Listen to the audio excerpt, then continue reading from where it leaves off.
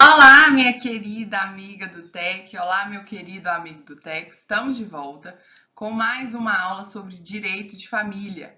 Hoje vamos tratar de um tema muito importante, que é os casos de impedimentos matrimoniais. Quando que os noivos, quando que os nubentes estão impedidos de casar, eles não podem casar, quais são as consequências, os efeitos desse casamento, se porventura vier a existir. Então, fica aqui comigo, abra o seu material, abra o seu Vadmecum, a aula de hoje vai ser muito importante. Então, vamos lá, sem mais delongas. Trouxe aqui para vocês no slide, para você ter uma noção, uma lógica de como funciona, quais são os casos, tanto de impedimento quanto anulação do casamento e suas consequências. Primeira situação, que é a aula de hoje, a gente tem impedimentos do casamento, aqueles que não podem casar, aquelas pessoas que não podem casar. Quem é que não pode casar, Maria Clara? Por que não pode casar? Tudo isso a gente vai ver hoje aqui nessa aula. Onde está isso, Maria Clara? Artigo 1521 do Código Civil. Se, porventura, alguma dessas pessoas que não podem casar e elas casarem, esse casamento vai ser nulo. Nulo de pleno direito, é uma norma cogente, é uma norma de ordem pública. Então, todos aqueles que não podem casar e casar, esse casamento vai ser nulo. Isso facilitou e muito o nosso atual Código Civil de 2002, prevê o seguinte: as pessoas que casaram com impedimento, o casamento é nulo. Isso é muito fácil, porque o Código anterior, de 1916, não era tão fácil assim. Tinha casos de nulidade, anulabilidade, a gente vai ver também aqui nessa aula. Então, pessoas que casaram com impedimento legal previsto na lei, esse casamento vai ser nulo de pleno direito. Maria Clara, e os casos de anulação do casamento? Artigo 1550 do Código Civil. Nós também vamos estudar em outra aula, não vai ser nessa aula, mas também assunto muito importante. E como o próprio nome sugere, se a pessoa casar com algum desses casos de anulabilidade, o casamento vai ser anulável, não vai ser nulo, igual aos impedimentos. Por isso, a norma mais proibitiva que tem, mais forte que tem, é os de impedimentos, porque os casos de impedimentos geram nulidade, não anulabilidade. Em direito civil, a gente aprendeu lá na parte geral que os casos de nulidade são casos mais graves, são casos de norma de ordem pública, são casos que o direito quis tutelar de uma forma mais forte pelas razões que tem a cada caso. A anulabilidade já é um vício menos grave do que nulidade. E, por fim, a gente tem as causas suspensivas do casamento. Aqui o casamento é válido, não tem problema nenhum, ele só é irregular. Por ele ser irregular, tem uma consequência em relação ao aspecto patrimonial, porque pessoas que se casarem com essas causas suspensivas vão ter que adotar o regime da separação obrigatória de bens. Onde que está isso, Maria Clara? Artigo 1523 do Código Civil.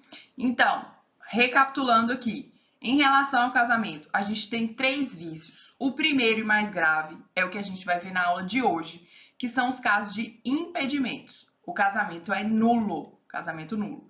Segundo caso, que menos grave do que o casamento nulo, casos de anulabilidade, então causas de anulação do casamento, artigo 1550. Por fim, a menos grave de todas são as causas suspensivas do casamento, artigo 1523. Aqui o casamento é válido, ele só é considerado irregular, é um casamento considerado irregular, e por isso impõe uma sanção de natureza patrimonial. Essas pessoas que se casarem com as causas suspensivas vão ter que adotar o regime da separação obrigatória de bens. Aqui a gente está no plano de eficácia, não é plano de nulidade, o casamento não é nulo, não é anulável. Estamos no plano da eficácia em relação às causas suspensivas do casamento.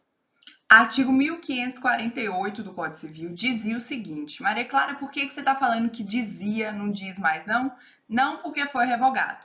Eu trouxe esse dispositivo aqui para vocês porque é importante, pegadinha de prova. Geralmente, quando revoga-se um artigo, as bancas examinadoras costumam cobrar eles para saber se o candidato está atento com as atualizações legislativas. Então, o artigo 1548 dizia o seguinte: é nulo o casamento contraído. Inciso 1. Por enfermo mental, sem o necessário discernimento para os atos da vida civil. Esse inciso foi revogado. O inciso 1 foi revogado, não existe mais.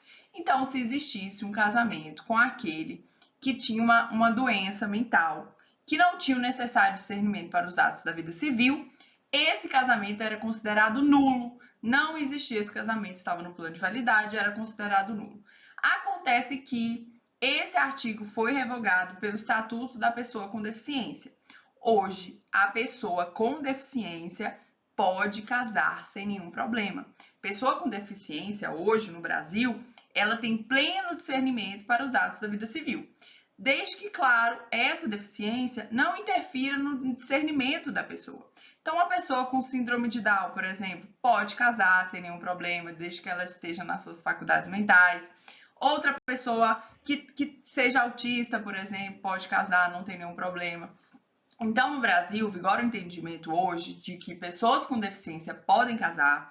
Esse casamento é válido, é eficaz, tudo de acordo com a lei. Acontece que o oficial de registro civil das pessoas naturais ali vai ter que ter uma noção, vai ter que aferir se essa pessoa tem discernimento para o ato. É claro que não vai poder casar uma pessoa que não tem discernimento, que não sabe o que está fazendo. O problema não é ter deficiência, o problema é não ter o discernimento para o ato, aquele ato, casamento, um ato da vida civil. Então, deficiência não interfere nos atos da vida civil de natureza existencial. A pessoa pode casar, a pessoa pode escolher a quantidade de filhos que ela vai ter. Isso é uma forma de aumentar, de conceder a dignidade da pessoa humana à pessoa com deficiência também. E isso é uma convenção de Nova York que o Brasil ratificou, e aí o Estatuto da Pessoa com Deficiência alterou alguns dispositivos do Código Civil, entre eles esse dispositivo. Então, casamento contraído por uma pessoa com deficiência, esse casamento é válido, não é mais nulo, igual antigamente era. Mas, claro, essa pessoa com deficiência, ela tem que ter discernimento para o ato. Ela tem que saber o que ela está fazendo, o que ela está querendo casar, ter a noção de que aquilo é um casamento, o que é casamento, quem que ela está casando. Então, qualquer pessoa com deficiência que tenha discernimento pode casar, e esse casamento é válido e eficaz. Então, eu trouxe aqui para vocês o artigo 6º do Estatuto da Pessoa com Deficiência, que trata sobre esse tema. Aqui comigo no slide. A deficiência não afeta a plena capacidade civil da pessoa, inclusive para, ou seja, uma pessoa com deficiência vai poder casar-se e constituir uma união estável. Pessoa com deficiência pode casar, pode ter uma união estável, pode exercer direitos sexuais e reprodutivos, pode ter filhos, a quantidade de filhos que quiser, exercer o direito de decidir sobre o número de filhos e de ter acesso a informações adequadas sobre a reprodução e planejamento familiar. Pessoa com deficiência pode conservar sua fertilidade, sendo vedada a esterilização compulsória. Pessoa com deficiência pode exercer o direito à família e à convivência familiar e comunitária e exercer o direito à guarda, à tutela, à curatela e à adoção como adotante ou adotando em igualdade de oportunidade com as demais pessoas. Então, esse artigo 6º aqui do Estatuto da Pessoa com Deficiência deixa bem claro que a pessoa com deficiência pode sim casar e constituir uma união estável. Olha só o trecho do livro do professor Pablo Stolze que trata desse assunto.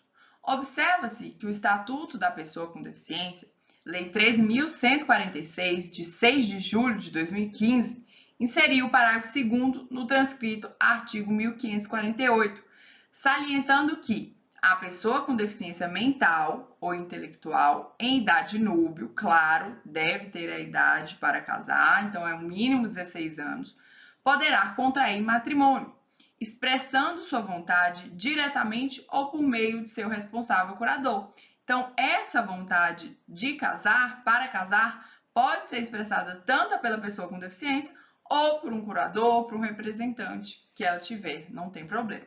O que mantém é a essência da diretriz, que busca, em verdade, prestigiar o livre arbítrio das partes. Em verdade, Trata-se de dispositivo interessante, mas que deve ser aplicado com cautela, para evitar situações de abuso mediante a captação dolosa da vontade do nubente com deficiência. O que o professor Pablo Stolz está querendo dizer aqui?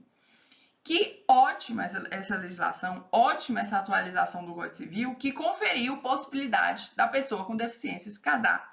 Isso é um direito da pessoa com deficiência, isso promove os princípios constitucionais brasileiros, está de acordo com o nosso ordenamento jurídico. O que não pode acontecer é um abuso desse direito. Vamos supor que uma terceira pessoa com interesses meramente patrimoniais casa com uma pessoa com deficiência, abusando, aproveitando dessa condição dessa pessoa. Isso o direito não pode tutelar. Então, a pessoa com deficiência pode casar? Pode casar, mas desde que, claro, ela tenha pleno discernimento para o ato, ela saiba o que ela está fazendo, ela saiba o que é casamento, com quem ela está casando, aí sim vai estar de acordo com o ordenamento jurídico brasileiro. Agora, o inciso 2 do artigo 1548, que é um inciso que está vigente. Então, a gente viu que o primeiro foi revogado, o segundo está vigente. Então, artigo 1548, é nulo o casamento contraído. Inciso 2, por infringência de impedimento. Olha só que fácil, pessoal. Você sabe o que vai acontecer com o casamento que ocorrer o impedimento. Pessoas que não deveriam casar e casou, o que vai acontecer? Esse casamento vai ser nulo. E isso facilitou e muito. Nosso Código Civil anterior não era assim. Era super complicado, era chato para você memorizar as hipóteses de nulidade, de anulabilidade, assim por diante. Hoje não. Nosso Código Civil atual facilitou de forma que o casamento que for contraído com causas de impedimento vai ser nulo. Então, sugiro aí que você dá um asterisco nesse dispositivo aqui no inciso 2, que é o que vai estar aí, o outro foi revogado, que qualquer casamento que for contraído com infringência de impedimento, esse casamento é nulo, não é anulável. Cuidado, pegadinha de prova clássica é falar que o casamento que foi contraído com as causas de impedimento é um casamento anulável, é um casamento ineficaz? Não é, é um casamento nulo. Norma de ordem pública, assunto importante. E aí você pode estar se perguntando, tá bom, Maria Clara, já entendi que uma pessoa que se casar com as causas de impedimento, esse casamento vai ser nulo. Mas quais são essas causas de impedimento? Tô curiosa, Maria Clara, me fala aí quais são essas causas de impedimento matrimonial que geram nulidade do casamento? Calma lá, já vamos tratar desse assunto. Antes disso, eu preciso fazer a seguinte pergunta para você. Se te perguntar na sua prova o seguinte, candidato, quem tem legitimidade para requerer essa nulidade do casamento por impedimento para casar? Ocorreu um casamento com as causas de impedimento. Quem é que vai poder requerer essa nulidade desse casamento? O juiz vai poder conhecer de ofício, o Ministério Público vai poder requerer, ou não, somente os nubentes. Um terceiro interessado vai poder requerer essa causa de nulidade. Quem você acha? Se te perguntar na sua prova, quem tem legitimidade para requerer essa nulidade do casamento que foi contraído com uma das causas de impedimento do casamento? Resposta. Artigo 1549 nos dá a resposta. A decretação de nulidade de casamento pelos motivos previstos no artigo antecedente pode ser promovida mediante ação direta por qualquer interessado ou pelo Ministério Público. Então, quem tem legitimidade para requerer essa nulidade do casamento? Qualquer interessado ou pelo Ministério Público. Por que é ampla essa legitimidade para requerer a nulidade? Porque são causas que o Código Civil prevê, que são causas importantes. São normas de ordem pública. O direito, o ordenamento jurídico tem interesse em impedir que esses casamentos ocorram. E se porventura eles ocorrerem, aumenta-se, amplia-se o leque de pessoas que podem requerer essa nulidade, essa ação de nulidade, pode ajuizar essa ação de nulidade do casamento. De novo, a leitura do artigo 1549. A decretação de nulidade de casamento, pelos motivos previstos no artigo antecedente, pode ser promovida mediante ação direta por qualquer interessado ou pelo Ministério Público. Tá bom, Maria Clara, qualquer interessado do Ministério Público pode pleitear essa ação. E agora o juiz, será que o juiz pode conhecer de ofício dessa nulidade, já que é caso de nulidade, uma pessoa que casar com os impedimentos matrimoniais, esse casamento vai ser nulo. É uma norma de ordem pública, é uma norma cogente. O juiz pode conhecer de ofício disso ou não? É necessário ajuizar uma ação, é necessário uma provocação para que o juiz atue. O que você acha sobre isso? Comigo, Silvio Venosa. É forte o entendimento em doutrina, no sentido de que essa nulidade absoluta não deve ser conhecida de ofício pelo juiz. Silvio Venosa. É importante que haja uma ação de nulidade de casamento. Podemos ver que no casamento há uma exceção à regra da teoria geral de que a nulidade pode ser conhecida de ofício. Toda vez quando a gente tem essas exceções, são assuntos que a gente tem que ter cuidado, porque são importantes para as provas. As bancas examinadoras adoram cobrar uma exceção. A gente viu, a gente já estudou na parte geral, que todo caso de nulidade, elas não se convalescem com o decurso do tempo, elas são imprescritíveis e podem ser conhecidas de ofício pelo juiz, porque é norma de ordem pública. Aqui, nós temos normas diferentes em relação ao casamento, normas peculiares. Essas peculiaridades são frequentemente cobradas em provas. Então, você deve recordar que, no caso de nulidade do casamento, não cabe ao juiz conhecer de ofício. Não existe essa previsão no Código Civil. A doutrina majoritária entende que não cabe ao juiz conhecer de ofício. É necessária uma ação de nulidade do casamento por impedimento.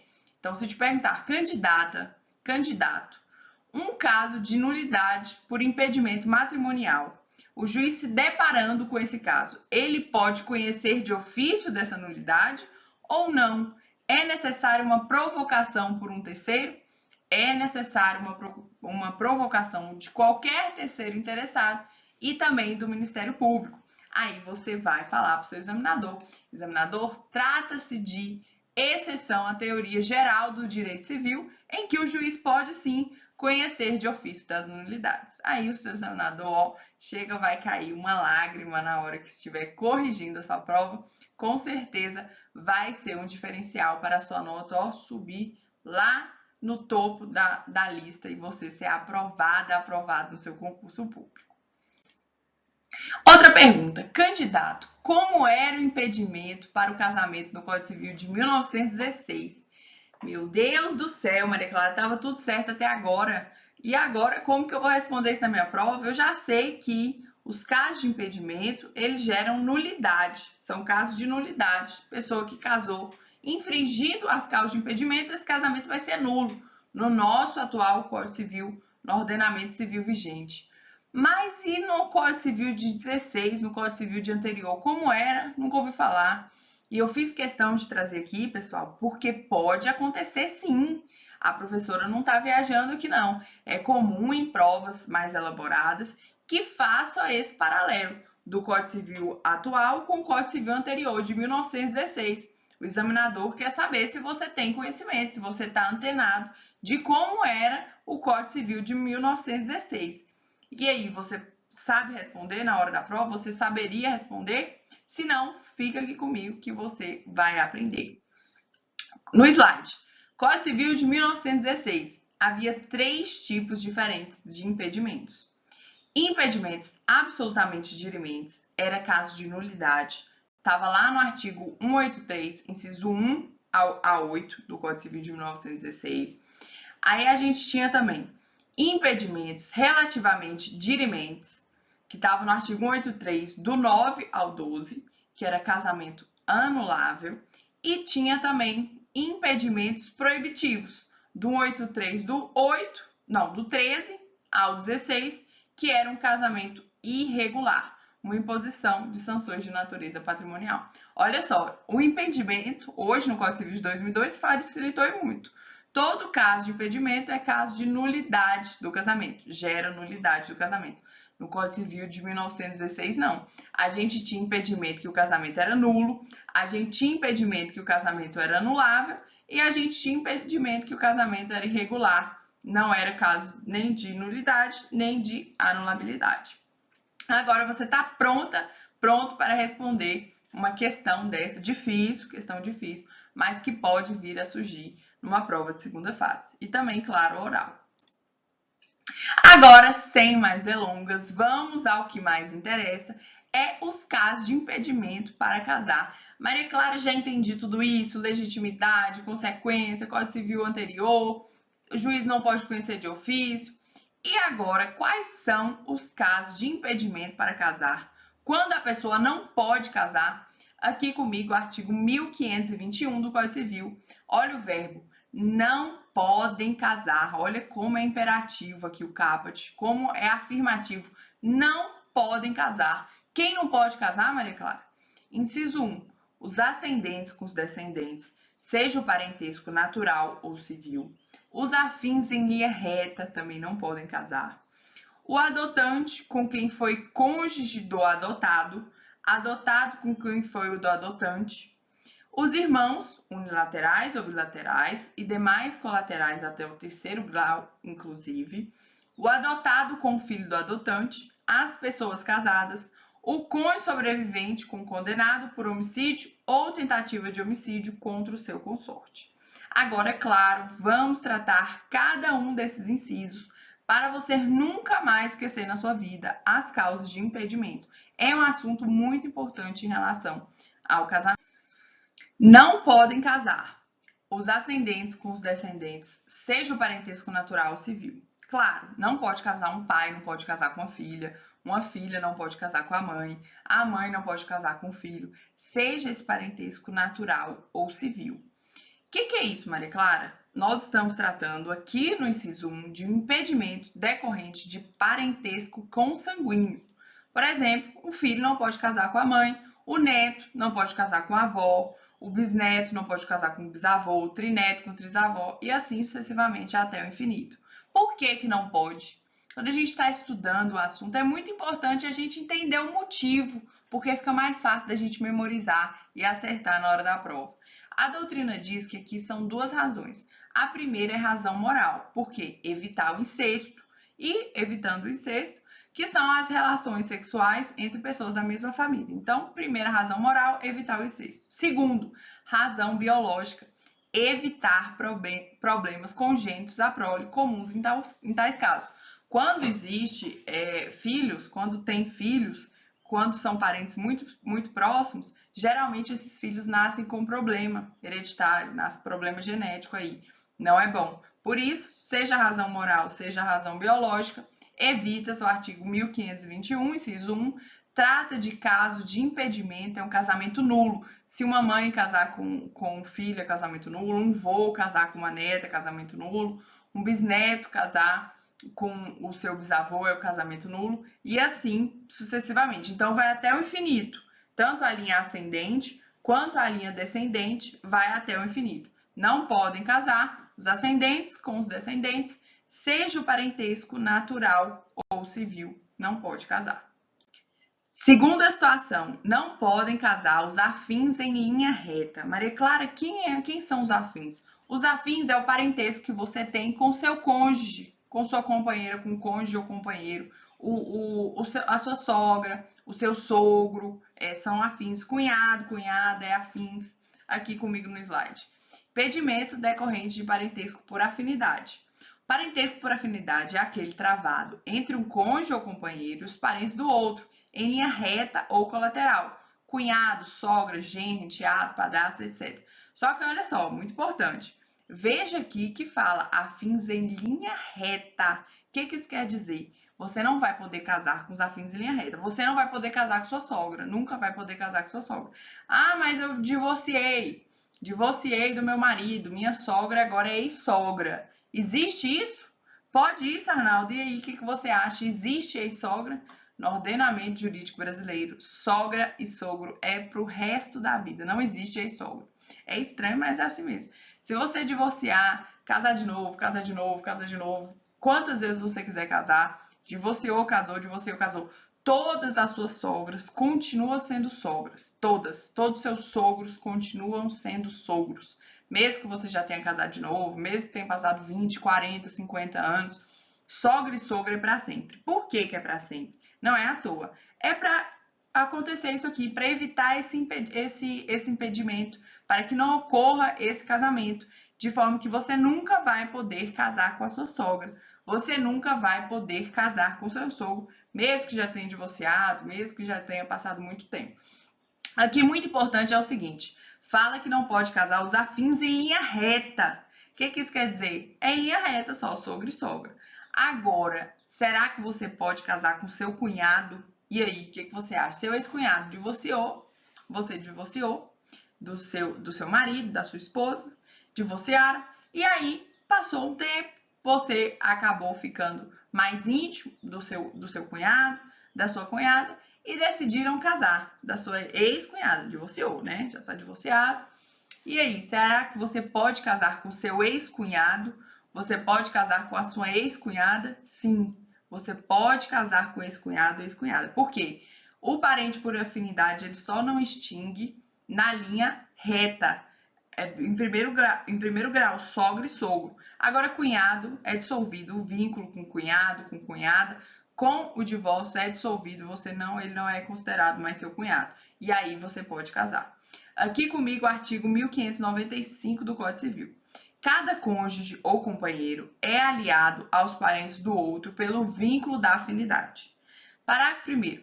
Parentesco por afinidade limita-se quem é parente por afinidade, só os ascendentes, aos descendentes e os irmãos do cônjuge ou companheiro. Então, a sogra, o sogro, os filhos e os irmãos, só ascendente e descendente do companheiro. Parágrafo 2º. Na linha reta, a afinidade não se extingue com a dissolução do casamento ou da união estável. Veja que é só na linha reta, de forma que na linha colateral ou transversal, extingue sim. Então, cunhado deixa de ser cunhado, cunhada deixa de ser cunhada, é ex, não é mais cunhado, pode casar. Não está aqui no impedimento do inciso 1 do nosso dispositivo, que trata das causas de impedimento para o matrimônio. O impedimento por razão moral existe apenas na afinidade em linha reta até o infinito. Sogra e genro, sogra e nora, padrasto e enteada, madrasta e enteada e assim sucessivamente. Onde está isso, Maria Clara? Artigo 1595, parágrafo 2º. Na linha reta, a afinidade não se extingue com a dissolução do casamento ou da união estável. Fiz questão de frisar isso aqui porque é um assunto muito cobrado em prova. Sogra é eterna. Se você lembrar disso aqui, ó, sua sogrinha aí, querida, maravilhosa. Seu sogro, querido, maravilhoso. É eterno. Mesmo que você divorcie com seu marido, mesmo que você termine a sua união estável, sogra é eterna. Sogro é eterno. E ex-cunhado pode casar com ex-cunhada? A gente viu, pode sim. Ex-cunhada pode casar com ex-cunhada. Não está nos casos de impedimento. Aqui comigo no slide. Os cunhados podem se casar, claro, depois de terminado o casamento, pois são parentes afins colaterais. Lembrando que colateral, mesmo que transversal, se você ver isso na sua prova, são sinônimos. Então, ex-cunhados podem casar, ex-cunhadas podem casar, porque o vínculo na afinidade, ele só não extingue na linha reta. Na linha colateral, é extinto sim com o divórcio. Irmãos socioafetivos podem casar? Questão muito interessante, pessoal. A gente sabe que existe a paternidade socioafetiva, está cada vez mais comum. É aquela paternidade que não decorre de um vínculo biológico, mas sim de um vínculo afetivo. É aquele pai, que é aquela pessoa que tratou aquela criança sempre como pai, um vínculo de afeto, levava na escola, buscava, dava carinho, educação, saúde, assistência. Era o pai ali. A questão afetiva não tinha o mesmo sangue, mas tinha um afeto. É muito comum. Geralmente, um rapaz casa com a moça, essa moça já tinha filho, e aí o pai acaba abandonando ou não. É possível ter tanto a filiação biológica com a socioafetiva de forma concomitante. Então, você pode ter mais de um pai biológico, um pai socioafetivo, sem nenhum problema.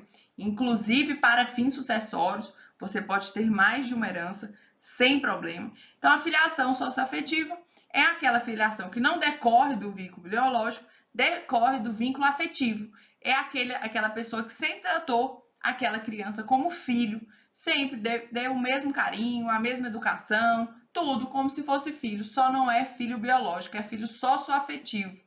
E esses irmãos socioafetivos, eles vão poder casar ou não? O que você acha? Irmãos socioafetivos podem casar? Questão muito interessante para a prova. Aqui comigo no slide. O Supremo Tribunal Federal, no ano de 2016, equiparou a parentalidade socioafetiva biológica. A parentalidade socioafetiva biológica, ou seja, é igual. Tanto o vínculo biológico quanto socioafetivo é igual. Não expressou em relação aos irmãos, mas a tendência é sim que não possam casar irmãos socioafetivos, porque se a paternidade foi equiparada, o laço equiparado também deve se dar o mesmo tratamento em relação aos irmãos socioafetivos. Assunto muito importante, acompanhe aí. Você deve acompanhar esse assunto na doutrina, na jurisprudência, mas a tendência que a gente vê é que irmãos socioafetivos não podem casar. Vamos dar continuidade. Inciso 3, causa de impedimento matrimonial. O adotante com quem foi cônjuge do adotado e o adotado com quem foi do adotante. Isso são impedimentos em decorrência de parentesco civil formado pela adoção. Por exemplo, não seria, moralmente falando, não seria legal que um adotante casasse com a ex-mulher de seu pai, por exemplo. Aqui comigo. Não seria razoável, do ponto de vista moral ou psicológico, que, por exemplo, o adotado pudesse casar com a ex-mulher de seu pai, ou que este, seu pai, viesse a convolar núpcia com a ex-esposa de seu filho. Seja moralmente falando, seja psicologicamente falando, não é interessante, por isso é um caso de impedimento, não podem casar. Impedimento matrimonial, nulidade do casamento. Trata-se de proibição semelhante à que decorre do parentesco por afinidade, aqui no inciso 3 do nosso dispositivo. Candidata, candidato. Um tio pode casar com uma sobrinha pode casar com um tio, e aí, o que você acha? Tio e sobrinha, qual é o parentesco? É o parentesco colateral em terceiro grau. Tio e sobrinho são colaterais em terceiro grau. A gente ainda vai estudar esse tema de parentesco. Mas tio e sobrinho são colaterais de terceiro grau. Será que um tio pode casar com uma sobrinha? Será que uma sobrinha pode casar com um tio? O que você acha sobre isso? De perguntar na sua prova, o que você responderia? Causa de impedimento prevista expressamente no Código Civil, inciso 4. Os irmãos não podem casar. Os irmãos unilaterais ou bilaterais. Maria Clara, o que é isso, irmão unilateral ou bilateral? Irmão unilateral é irmão de um só pai ou de um só mãe, só pelo lado de mãe ou só pelo lado de pai, irmão unilateral. Irmãos bilaterais é quando é irmão de mesmo pai e mesma mãe. Então, nenhum irmão pode casar com irmão. E demais colaterais até o terceiro grau, inclusive. Lembra que a gente perguntou se tio podia casar com sobrinha? Tio e sobrinha são colaterais ou transversais, que é sinônimo, até o terceiro grau. Então, eles não podem casar. Pela leitura do inciso 4 do Código Civil, não pode casar. Ah, Maria Clara, mas e se tiver um tio que casou com uma sobrinha e eles não sabiam que era tio e sobrinha, e aí apaixonou, aí depois de um tempo descobriu que era tio e sobrinha, um caso excepcional, será que seria permitido esse casamento? E aí, o que você acha? Existe um decreto bem antigo, o decreto 3.200 de 1941, que previu o seguinte: que em situações justificadas seria possível matrimônio entre parentes de terceiro grau, ou seja, tio, sobrinha, sobrinho, tio, se houvesse parecer médico favorável. Esse casamento é chamado de casamento avuncular. Então, se você ver esse nome, casamento avuncular, saiba que é o casamento de tio com sobrinha. Esse decreto, Maria Clara, ainda está em vigor, prevalece na doutrina e na jurisprudência que ainda está em vigor. Mesmo o Código Civil falando isso aqui, ó, que os colaterais até o terceiro grau não pode casar, prevalece na doutrina que de forma justificada, veja, tem que ter uma justificativa, olha, não sabiam que era tio e sobrinho, foi descobrir depois, nem tinha contato, nada, era cada um de uma cidade, não tinha conhecimento, e aí teve esse casamento. Outra coisa importante, precisa de um parecer médico favorável. Maria Clara, o que é esse parecer médico favorável? O que o médico vai falar aqui? Que, a depender do exame, faz o exame e aí descobre que, se porventura esse casal tiver filho, a prole não vai ter problemas biológicos. Porque a gente viu, se pessoas com parentalidade próximas casar, a tendência é que esses filhos tenham problemas biológicos. E aí, se tiver um parecer médico favorável, falando, ó, se tiver filho não vai ter problema. E ainda assim, se tiver uma causa justificada, uma justificativa, aí será possível o casamento dos colaterais de terceiro grau. Sobrinha com sobrinho, tia com sobrinho, sobrinho com tio. É possível. É chamado casamento avuncular. Se você ainda não ouviu falar, saiba que o casamento avuncular é o casamento dos colaterais de terceiro grau. Expressamente proibido aqui pelo Código Civil, mas tem essa exceção aí do decreto e ainda prevalece que está vigente sim esse decreto. Agora, é claro, se você se deparar numa prova objetiva com a literalidade desse dispositivo aqui, é claro que você vai marcar que está correto, assertiva. Os irmãos unilaterais ou bilaterais e demais colaterais até o terceiro grau, inclusive, não podem casar. É caso de impedimento. Mas, claro, se o examinador perguntar, candidato, o que é casamento avuncular? Aí você vai falar que é o casamento dos colaterais de terceiro grau, prevista nesse decreto, precisa de uma justificativa, precisa de um parecer médico favorável, e aí você comenta desse dispositivo também do Código Civil. Sua resposta vai estar mais que completa. O que é casamento avuncular? Se te perguntar, você viu. É o casamento dos colaterais de terceiro grau, sobrinho com tio, por exemplo, ou tio com sobrinho.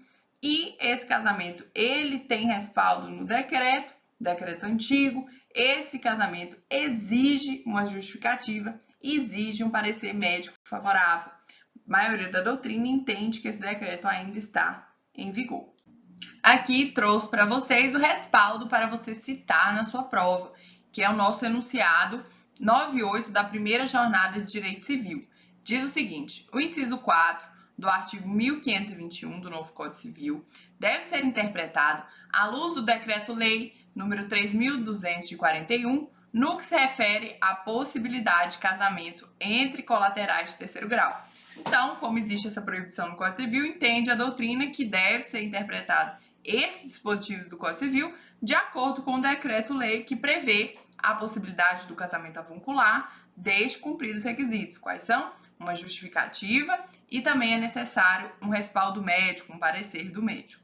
Ainda sobre a luz desse decreto, há o entendimento de que, se houver parecer médico favorável, é possível o casamento entre parentes colaterais de terceiro grau, como entre tios e sobrinhos. Isso porque o casamento entre pessoas da mesma família pode gerar prole com problemas de saúde, por isso a necessidade do parecer médico favorável. Seguindo, não podem casar, é caso de impedimento matrimonial, o adotado com o filho do adotante. Por quê? Isso aqui seria a mesma coisa de um casamento entre irmãos. Ora, se eles foram adotados, eles são irmãos de natureza civil. Então, o adotado não pode casar com o filho do adotante. Imagina, Joãozinho foi adotado. E aí, Joãozinho casa com a irmã com a sua irmã adotiva? Não pode. Irmãos adotivos não podem casar. Se casar, esse casamento é nulo de pleno direito por infringência ao impedimento matrimonial. O adotado com o filho do adotante não pode casar.